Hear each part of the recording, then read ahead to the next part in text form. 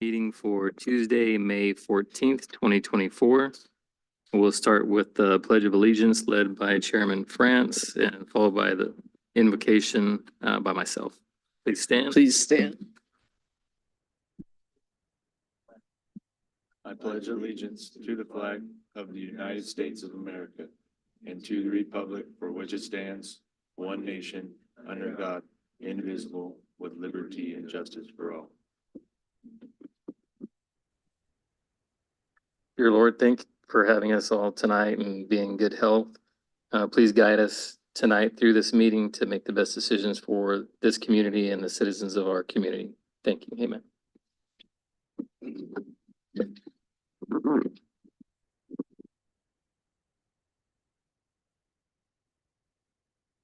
All commissioners are present tonight, except Commissioner Joshan with an excused absence. I'll entertain a motion to approve tonight's agenda.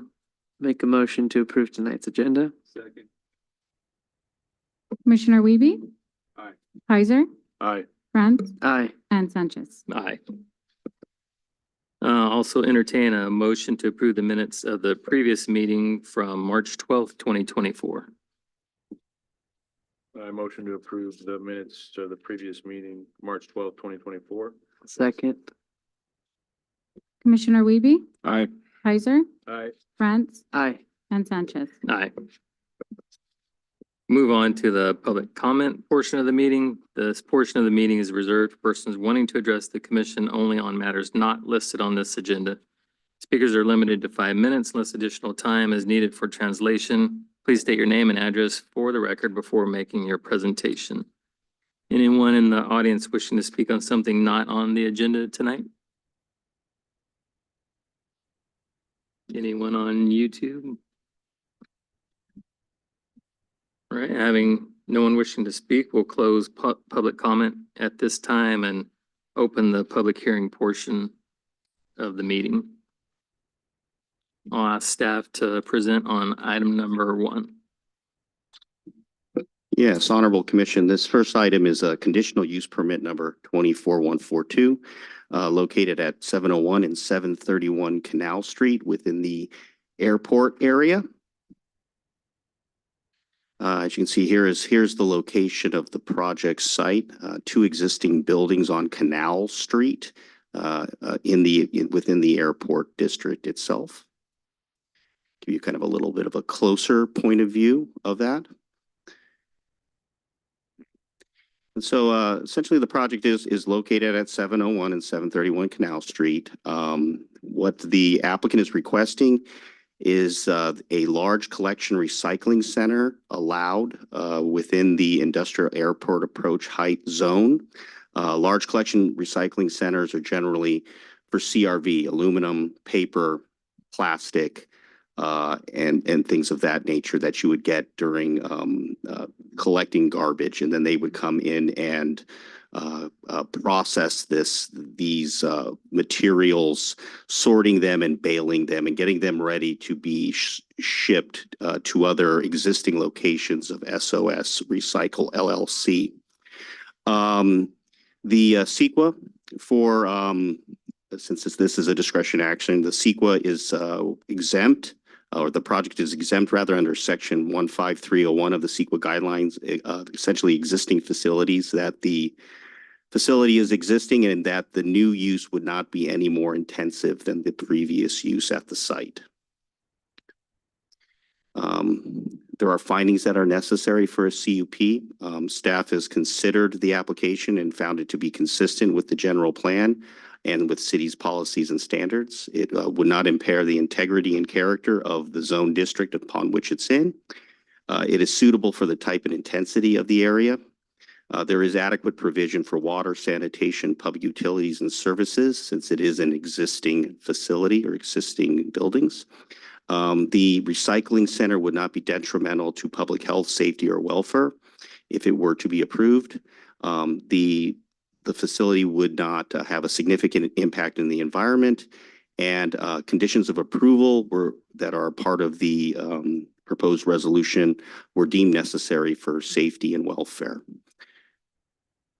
And with that, staff recommends that your commission conduct a hearing and then adopt resolution 24-438 approving conditional use permit 24-142 with findings and conditions of approval. And with that, I can open it up to any questions the commission may have. Thank you. So the applicant's okay with all the conditions of approval? I haven't heard that Okay. any problems with the conditions of approval. They're pretty standard conditions. But of course, building would have to come in and make sure that, you know, everything is sort of up to modern code since it is a new use, but they are existing buildings, existing facilities. So it's an existing facility and they're building out to put the recycling center in this facility. Existing facility in the sense that they're empty buildings. The recycling center was actually just to they had a previous CUP that was approved that was just to the south of this site. And I think there was some, the airport district determined that another user should go into that site, and therefore it required SOS Recycling to be moved to another facility to do these operations. So these operations have been approved in the recent past at the airport district. This just happens to be a new buildings to do this use. Understood. This is similar to the one we approved like a year or less ago at the airport. Yeah. It might have been a little bit more than that because unless Suzanne was the one that was actually processing it, I don't remember processing it myself. But yeah, it's in the recent past that this happened. Is this open to the public or is merely bringing all the recycles from public facilities to this site? You know, I don't know that, but we do have the applicant in the audience. If you would like to hear that from them, would one of you like to come up and answer that question? Yeah, come on, go to the podium, state your name. Before we do that, go ahead and open the public hearing on item number 1. Sure. Dave Smith, managing member at SOS Recycle LLC. Would this be open to the public or is this kind of a staging area for all the large? It's a processing facility for all our recycling centers. We have 3 recycling centers in Bakersfield, and this will allow us to buy material from other recyclers as well. So it's open to the public, the other recycling centers like ours to bring in their material. But I'm not gonna go and bring my recycles to this facility. This is more a broader aspect. Correct, correct. We are looking at to open just a regular recycling center because we just found out, I guess, the one that was here closed. So that's something we will be looking at in the Yeah, I was future. just curious as far as traffic in and out there, what it's gonna be. Oh, okay. And then like I asked before, you're okay with the conditions of approval? As far as I'm aware of, because Okay. it would, if I'm not mistaken, it was approved, I want to say like 2.5 years Okay. ago. And we were fine with Okay. those conditions, so it shouldn't be an issue. And our operations is pretty much outside. The building is only used for storage, staging like the bells. So we're not really working inside, it's mostly outside. Yeah, and the conditions of approval are essentially a mirror of those previous conditions. Yeah. That's what I based the new conditions of approval on. Sounds good to me.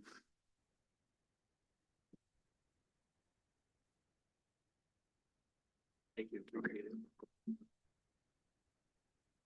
Anyone on YouTube wishing to comment?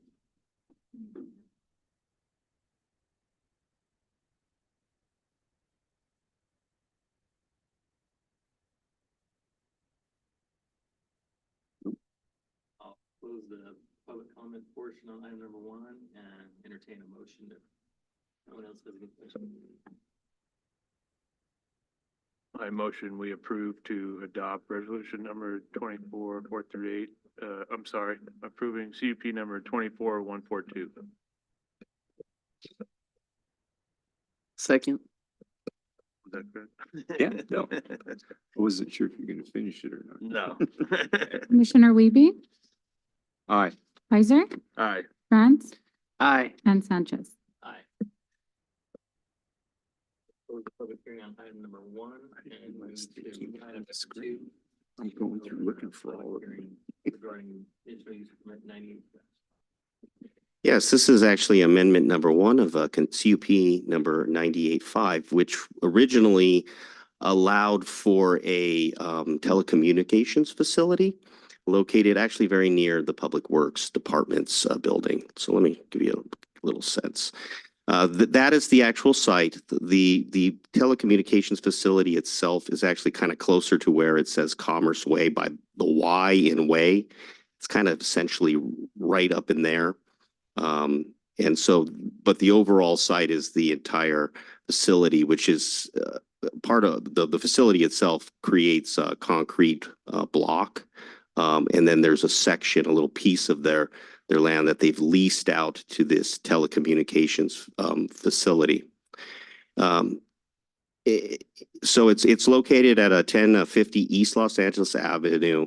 And as part of the conditions of approval, there was a condition number 2, the original 98.5. And this condition basically said that the CUP would be allowed for 5 years. And then at the end of the 5-year review period, the Planning Commission would review this conditional use permit and shall determine whether or not an additional 5-year term would be allowed. And after that additional or there would be 3 more times that these sort of at 5-year terms, we would revisit the conditional use permit. And at 20 years, the conditional use permit would actually become null and void.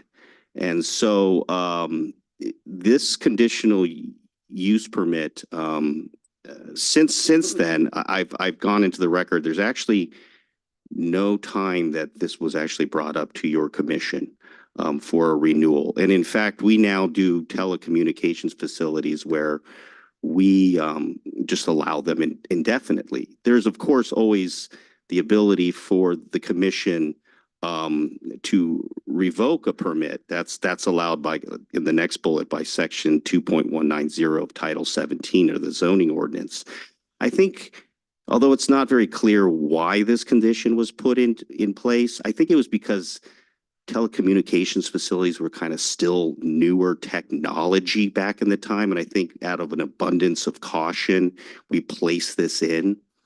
So how this all came about is basically they were trying to pull new wiring to do some reworking of the site. And all of a sudden they realized, wait a second, we have this condition. We don't even have a valid conditional use permit anymore. And so what I told the applicant was, what I can do is bring forward the original conditional use permit and asks for an amendment to eliminate this condition number 2, and therefore the site would be allowed to continue to be utilized indefinitely for telecommunication purposes. And again, with the understanding that you always have the right to revoke any conditional use permit if people are not doing what they're supposed to be doing per the conditions or per standards or just per general law. In terms of CEQA, because again, this is a discretionary action by your commission, we determined that this project is not considered a project for the purposes of CEQA per section 15378 of the CEQA guidelines, because this is essentially administrative activity that does not affect the environment. Eliminating this condition has no effect on the environment and therefore is not deemed a project and doesn't trigger the need for CEQA review. It's a little bit different than what we normally do. It's actually not considered a project per CEQA. So again, with any CUP, we have to make findings. We find that elimination of condition number 2 to allow the facility to run indefinitely is consistent with the general plan and the city's policies and standards. It would not impair the integrity and character of the zone district that it is within. It is suitable for the type and intensity of the site. There is adequate provision for water, sanitation, public utilities, and services for the telecommunications facility. The facility is not detrimental to public health, safety, or welfare. This action of yours would not have a significant impact on the environment, and conditions of approval have been created and are deemed necessary for safety and welfare. Essentially, the conditions are what was in the 98 conditional use permit. And what you're doing is approving the elimination of condition number 2.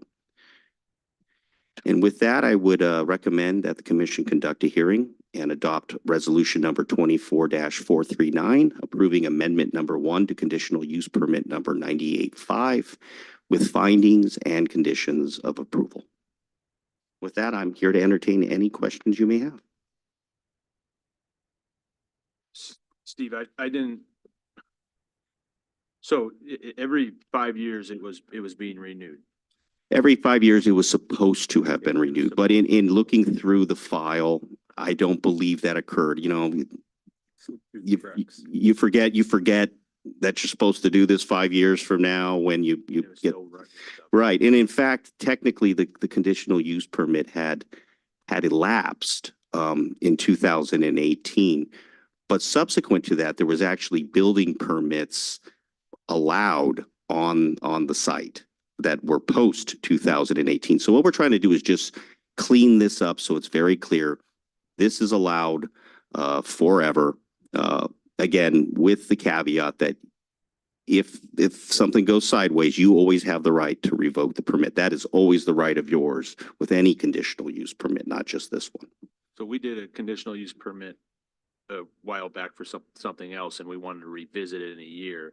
We're trying to eliminate that we have to do this every certain amount of years. I mean, if we can, I mean, we will certainly do that if, and now you're reminding me that I probably need to look back on revisiting that. Because again, you know, you just get busy and stuff. So we try to not have these sort of triggers as much as possible, just simply because then staff's just sometimes just lets it slip, and it's, you know, not because we're trying to do it, it just happens.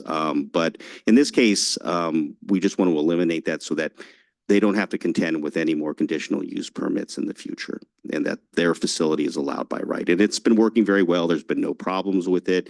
We haven't gotten any calls on it, you know, any police calls or things of that nature. So it, you know, and it's now just part of our cellular infrastructure that, you know, we all rely upon every day with our cellular phones and things like that. Yeah, which people were a little nervous about at the beginning. So, Yeah. Okay. Yeah. Yeah, again, because at 98, you know, when we had flip phones and the bricks and all that stuff, you know, this was kind of new technology, you know, is it going to hurt us? Is it, you know, are there going to be ramifications 15, 20 years down the line about these things? And none of that has panned out, so. Understood. Yeah, I was on the planning commission when we did that, and there were some concerns about making it just open-ended, so that's why we did this, the 5 years. But like you said, times change. Yeah, I mean, cellular towers, I mean, you've already seen a few already. I mean, we're continually increasing capacity because there's just the demand for, you know, the cellular network to become more, ever more robust, I guess you could say. Is there still the city ordinance number 506 still exists though? I mean, we're eliminating. Oh, it yes, from the- no, yeah. yes, no, that ordinance is around, and there's no way we're going to eliminate the one where you have the right to revoke at any point. Yeah, that's just standard. You're allowed to revoke any CUP if we can make findings and a justification for it. So you always have that in your back pocket.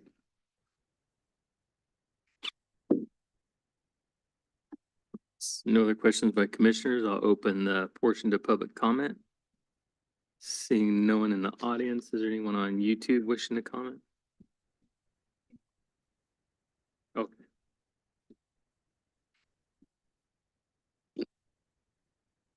We'll close the portion of public comment. Any more questions from commissioners? If not, I'll entertain a motion on item number 2. I approve that I recommend for approval as read. I second. Commissioner Wiebe, Aye. Heiser, Aye. France, Aye. and Sanchez. Aye. We'll move to item number 3 and open the public hearing regarding specific plan amendment number 23-09. Yes, this is a specific plan amendment, 23-9. to the Mission Lakes specific plan area. Just to give you a sense of what the Mission Lake specific plan area is, that is it. It's just west of the Marcona Preserve specific plan area. That's the one that's between the two canals. And of course, Gossamer Grove is further to the east. That's the developed area. That's almost entirely built out at this point. And so the applicant, Lennar Homes of California, with the approval of the two other property owners, which is Suburban Land Reserve and Seventh Standard Ranch Investors, LLC. They provided me with letters saying that they were in support of the changes that are being championed by Lennar Homes of California. So essentially, the approved specific plan allows for up to 5,334 dwelling units on 1,357 gross areas, and those numbers will not change as a result of this specific plan amendment. So the total number of dwelling units would remain the same. Lennar has requested to amend the specific plan to allow for a maximum of 1,889 dwelling units within what's called planning area 2A, 5, 6, 7A, 8, and 9. These are areas that are owned by Lennar, and that they would like the flexibility to move those 1,989 units within those planning areas. It also allows for the maximum of 613 dwelling units within PA 2B, 2C, and 7B. And these units can also be sort of transferred between these specific planning areas. These are the areas that are currently owned by Suburban Land Reserve. We also took great pains in making sure that based on acreage, these were the full entitlements for these two property owners. And myself and the consultant for Lennar, Quadnoff or QK, we went through this exercise and made sure that these are actually the dwelling units that would be allowed on Lennar's property versus SLR's property. So no one's entitlement was enriched at the expense of another property owner. Lennar would also like to allow for a minimum of one minimum 2-acre park in PA 2 rather than 2 minimum 1-acre pocket parks. They would like to allow 2 minimum 1-acre pocket parks in PA or planning area 5, when currently there are no parks allowed. They would like to allow a minimum of 1 2-acre park in PA 7 rather than 2 minimum 1-acre parks. And they would like to allow for a minimum of 1 lake, open space and recreation and stormwater detention basins on 44 acres that is currently occupied by a very large lake in the existing specific plan area. They want to make sure that the boundaries of the public park may encroach on PA 5 and 6, but not on the boundaries of PA 12 and 13. They also would like to revise the minimum lot widths for a minimum 4,000 square foot lot in PA 1 through PA 9 to 45 feet from 50 feet for interior lots, 50 feet from 55 feet for corner and reverse lots, and 30 feet from 35 feet for cul-de-sac lots. For the 7,200 square foot lots, if an interior lot width is less than 60 feet, is 45 to less than 60 feet, then the development standards for 4,000 acre lot shall apply. That's what we just read. And similarly for 6,000 square foot lots and 5,000 square foot lots, they would also like the same minimums that are similar to a 4,000 square foot lot. This is very similar to what we've allowed in Gossamer Grove. Gives them more flexibility on their minimum lot widths to sort of be able to get the homes in where they need to get them into. They would also like to have revisions to the architectural diversity, detached single family, building mass form and scale, rear building elevations, plotting concepts, garages, doors and windows sections of Chapter 5, basically sort of the design standards. there were a number of sort of design standards that they eliminated in Chapter 5. Would kind of eliminate articulation. There wouldn't be the requirement of windows in garages. There wouldn't be a requirement of stamped concrete on driveways. 2 out of 3 would have stamped concrete. I think, again, this is for cost saving measures and also to be more in line with the products that Lennar develops in their specific plan areas. This specific plan area would have a very similar look to what Gossamer Grove looks like right now. And so I think it will be a quality product, but they do want to relax some of those design standards. In terms of specific, there's a determination of specific plan consistency that we have to make. Staff believes that the amendment is consistent with the specific plan, as the changes do not result in a new maximum number of units. It doesn't reduce park opportunities or change the wall, street, and landscape requirements of the specific plan area. And in terms of CEQA, staff has determined that the amendment was already previously analyzed because it's within the scope and intensity of the original specific plan analyzed under program EIR, program that was certified for the general plan update back in 2005, as well as an addendum for the development agreement. That was the development agreement for the Mission Lake specific plan area. So CEQA has already been, the intensity of the development and these changes as well have already been analyzed per CEQA in the past. So staff's recommendation is to conduct hearing and adopt resolution 24-440, a resolution of the Planning Commission recommending that the City Council approve specific plan amendment number 23-09. And with that, I'll be happy to answer any questions you may have. Thank you. In the past, Lennar's come back and said that the school district no longer requires those school sites to be, where they're at. So we've taken them out of the other developments they've had. Have they said anything about these 2 school sites here? No, the school sites are not part. They remain where they're located. They did not ask for elimination of these school sites. And in fact, I think the Norris school district, which those sites are located within their boundaries, they definitely want those school sites. So the school sites are not being moved, changed, reduced in any way as a result of this specific plan amendment.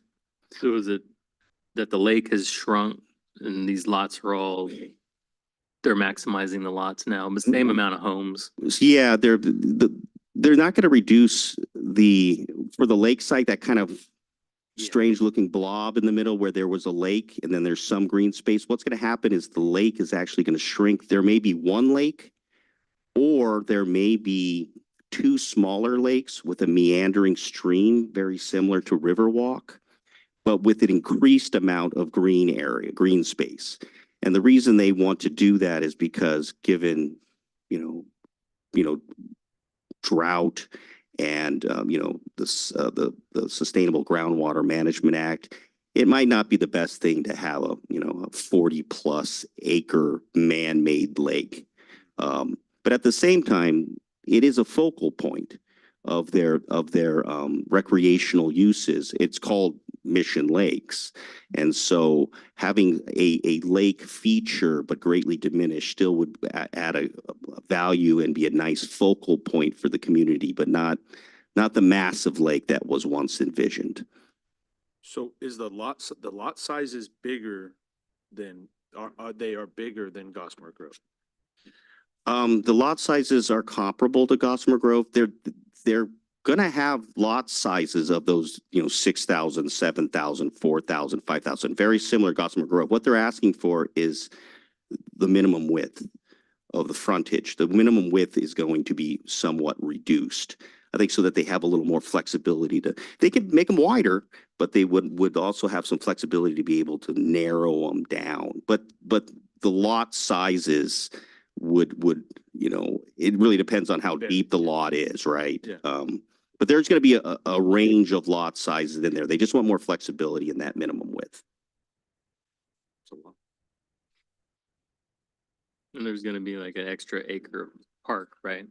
Right, they're gonna want some, there's actually going to be, I think, an increase in overall in the park, considering you're gonna reduce the size of the lake. I mean, the lake is recreation, but you can't really run on it. You can't put, you can't play softball on it, you can't have a picnic on it, maybe there would have been some sort of facilities for boating on the lake or something, and they may still be able to do that. But there's certainly going to be more recreational opportunities on the ground as a result of that reduction in the size of the lake. And those parks are still north of the river.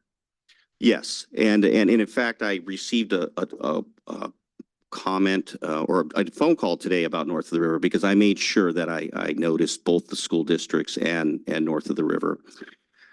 They're very interested in the park site, the one with the lake, and the other parks as a regional park.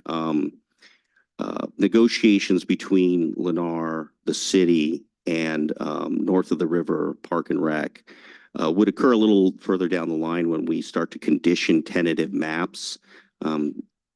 Typically, there's a development agreement that the city enters into, or not typically, we enter into a development agreement for park fees, traffic impact fees, developing a community facilities district to maintain common right of ways. And during that time, there's an opportunity for either the city to ultimately take over ownership of the parks, very similar to what we do in Gossamer Grove, or perhaps write into our development agreement that it would be north of the river that would take over ownership and maintenance of the parks rather than us. The one big requirement of north of the river is they have very specific standards for piping, irrigation piping, the kinds of gazebos that they use, the kinds of benches, the kinds of garbage cans that they utilize. And with Gossamer Grove, we actually entered into negotiations with north of the river, and we ended up, for whatever reason, the standards were not met. So north of the river said, look, we're not going to take ownership of these parks. And that's when the city stepped in and took ownership of the maintenance of them. But the city is very open to north of the river taking over ownership, and that's what they do day in and day out, is maintain parks. So there'll be negotiations with north of the river at a future date. It doesn't really have much to do with this, other than you kind of knowing where those parks are going to be located and how they're going to change at this level, at the specific plan amendment level. So then in the future, then there could be, before they start doing the tentative maps, there could be a meeting between the three entities where maybe the lake would go away and it would become more of a park area. I don't think the lake is going to the lake's not going to go away. There's going to be a lake, but what that's going to look like in the geography will be different. And like I said, it could be one lake, it could be two. I mean, I really like the Riverwalk meandering stream concept. I think it's really quite nice and attractive. It sounds great when the water's trickling over the rocks. But that'll be a time when those first sets of tentative maps start coming in, and when you'll be seeing those tentative maps, because you will have to approve them, or actually recommend approval ultimately to the city council, very similar to this. And as part of the tentative maps, there's conditions of approval that we placed on those tracks, and those will include, okay, what are you going to do with give us more specificity on the park. Are you going to enter into a maintenance, some sort of a development agreement with just us, or with both ourselves and north of the river? And north of the river is going to be part of those conversations. Yes. But adopting this amendment would allow them to eliminate the lake. No, It's crossed out all over in these pages. no, but there is one. Yeah, let me pull it up. It's the size that was reduced. No, it's crossed out. Lake, gone. They have, but there is, I know what you're saying. There is. If you look at 313.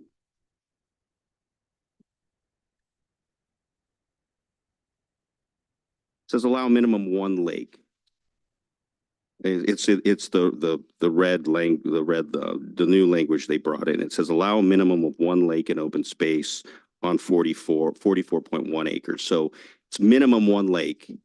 And it can be more than one lake. They reduced the lake size to 42.7 acres, right? That's in red on the map next to the 4.1. That's the whole. I believe that's the whole lake area. slash Park. Oh,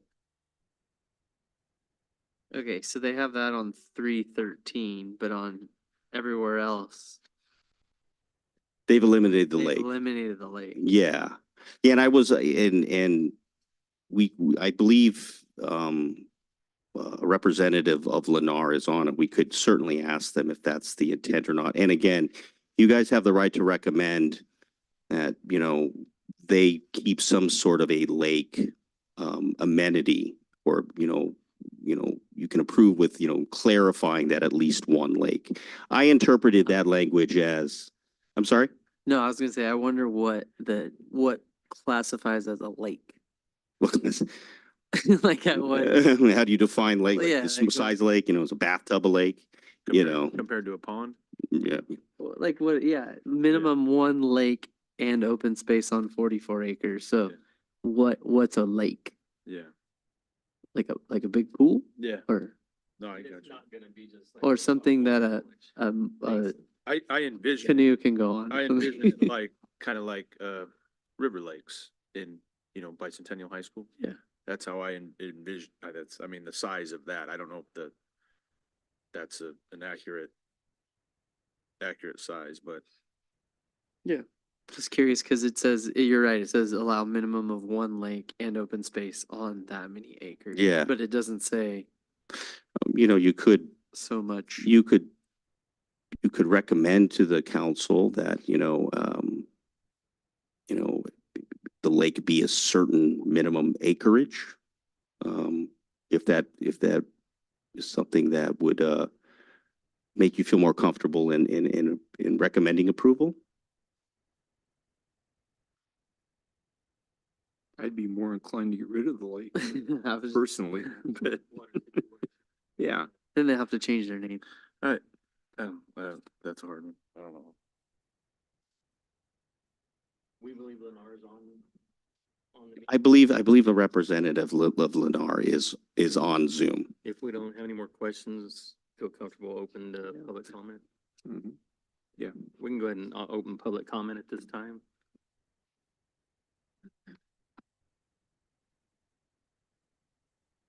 Anyone on Zoom, Vanessa? There she is.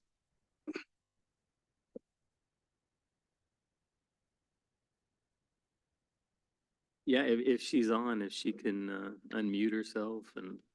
Christy, are you able to unmute yourself? Yes, can you hear me? Yes, we do. How you doing? I think we have a question regarding the lake and the development. If there's actually gonna be a lake or more than one lake, or what Lennar's intentions are on that. And I was hoping Walter Diamond would be on for Lennar. I am the consultant for the project, and I know we're still in design. So I do not want to speak right now on Lennar's behalf, whether it'll be 1, 2, or none. Sorry. Do you know if there's gonna be at least one, or do you not know that at all? Right now, the plans were still to have one, correct? Okay. Any But I other, do not know about the size. any other questions for Christy while she's on? Not me. Nope, thank you for coming on with us and answering that. So any other public comment on this? Seeing no one in the audience as well, we'll close the public comment and move to further questions from the commission for staff. Steve, I guess what we're saying is it's what Peter found is it's contradicting itself. We don't know if there's gonna be one or not, but they may amend this plan 2 more times.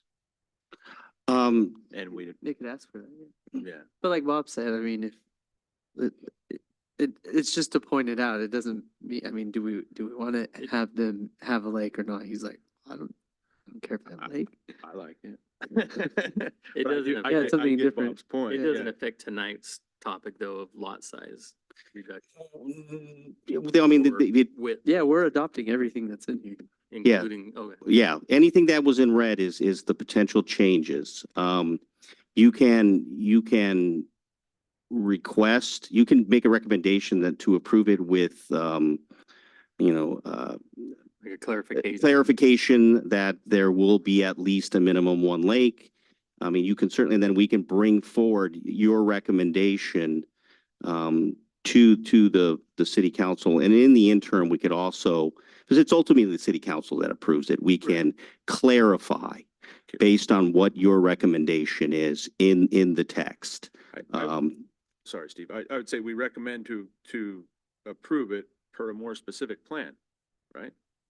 Because there's, I don't know, or we may have this, we may have. If we want a lake, then we need to just define, or we need to ask them to define what a lake is. Because it does say allow minimum of 1 lake. So, okay. But does that leave it open for no lake? It does allow Allow, I mean, a minimum. you may of say 1 or require 0. Right. minimum 1 lake.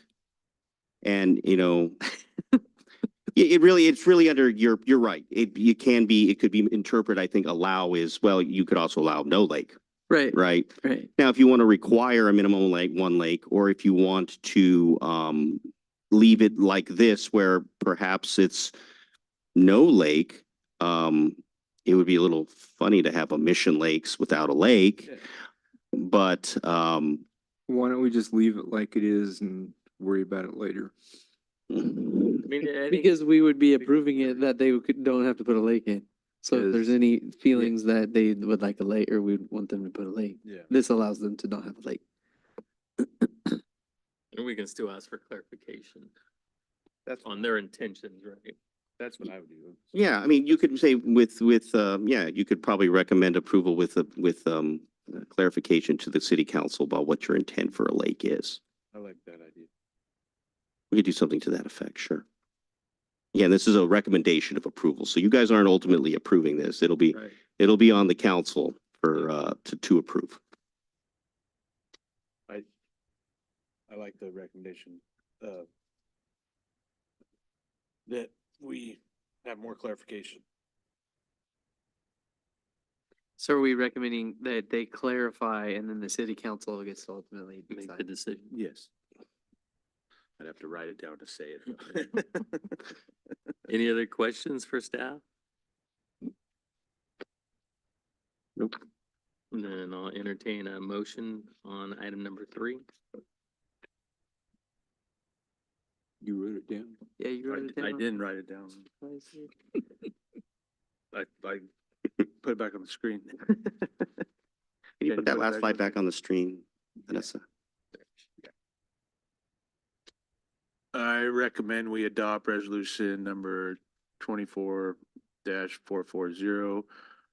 A resolution recommending the city council approve with more clarification, the specific plan amendment number 23-09 Regarding The lake. Like, regarding the lake or regarding the lakes. Something to that effect. Second. Commissioner Wiebe, Aye. Heiser, Aye. France, Aye. and Sanchez. aye. We'll close the public hearing on item number 3 and open public hearing on item number 4, conditional use permit number 24-144. Hang on. Alrighty, good afternoon, commissioners. This presentation is for conditional use permit 24-144, which is a request to permit an on-sale beer license issued by the California Department of Alcoholic Beverage Control at El Rincon Mexican Restaurant at 6620 East Lerdo Highway. This is the site here. As you can see, it's right on the East Lerdo Highway next to the N99. So the ABC license at El Rincon Restaurant wishes to operate is a Type 40 license, which authorizes the sale of beer for on-site consumption. No wine or distilled spirits will be sold on the premises. The alcoholic beverages would not be sold for consumption outside of the premises.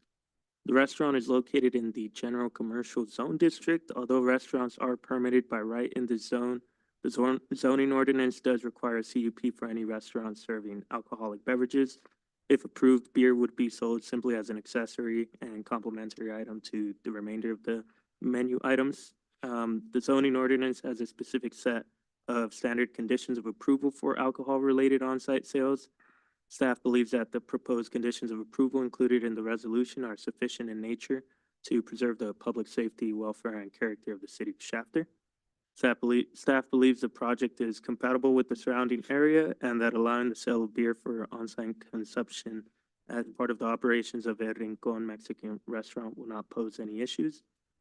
Staff recommends that the Planning Commission adopt resolution number 24-441, approving CUP 24-144, excuse me, to permit an on-sale beer license at El Rincon Mexican Restaurant and adopt the attached findings and conditions of approval.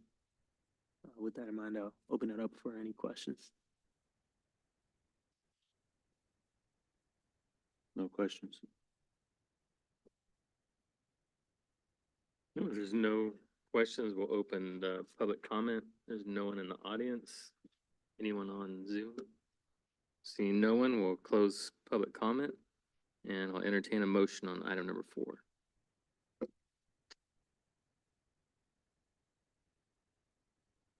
Make a recommendation, we adopt resolution 24-441, approving the CUP 24-144 for an on-sale beer license at El Rincon Mexican Restaurant located on 6620 East Lerdo Highway. I second. Commissioner Wiebe, Aye. Heiser, Aye. France, Aye. and Sanchez. Aye. We'll close the public hearing portion of the meeting and move on any reports from commissioners. Nope. Seeing no reports, I'll entertain a motion to adjourn.